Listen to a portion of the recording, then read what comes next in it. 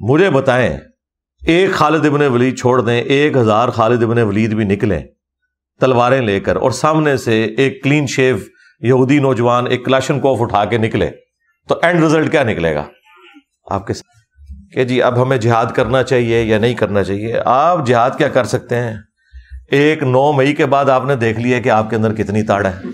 छड़ दो गला, जिहाद कोई नहीं कर सकता। ये सारी जुबानी कलामी बात है और ना ये आपके करने का काम है। जिहाद फौज के करे, क्योंकि आज के दौर में जंग लड़ने के लिए बड़ा हैवी बजट आपको चाहिए और लेटेस्ट इक्विपमेंट्स चाहिए। सुल्तान राय की तरह बेलचे के ऊपर गोली नहीं रोकी जा सकती। क्या समझते हैं आप इसराइल से अगर तिजारती राब्ते हमारे शुरू हो जाए, इसमें कोई हर्ज है या? इनसे जरा पूछें कि बुखारी मुस्लिम में हदीस है, नबी इस्लाम ने आखिरी वक्त तक यहूदियों से लेन देन का मामला किया है।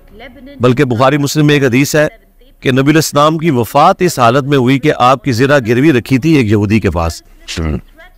तो नबी इस्लाम ने तो कारोबारी मामलात में तो कोई ऐसी चीज नहीं लगाई है। ठीक है, अच्छा, तो इनको क्या तकलीफ है करने में? यहाँ तो हमारी नौकरी और हमारी इकोनॉमी जुड़ी हुई है ना, उनको तो कोई फर्क नहीं पड़ता। वो तो दुनिया में ऐसे ही लीड कर रहे हैं, सारी लेटेस्ट टेक्नोलॉजी, सबसे ज्यादा नोबेल प्राइज ये लोग विन करते हैं, इंसानियत के लिए खिदमत कर रहे हैं।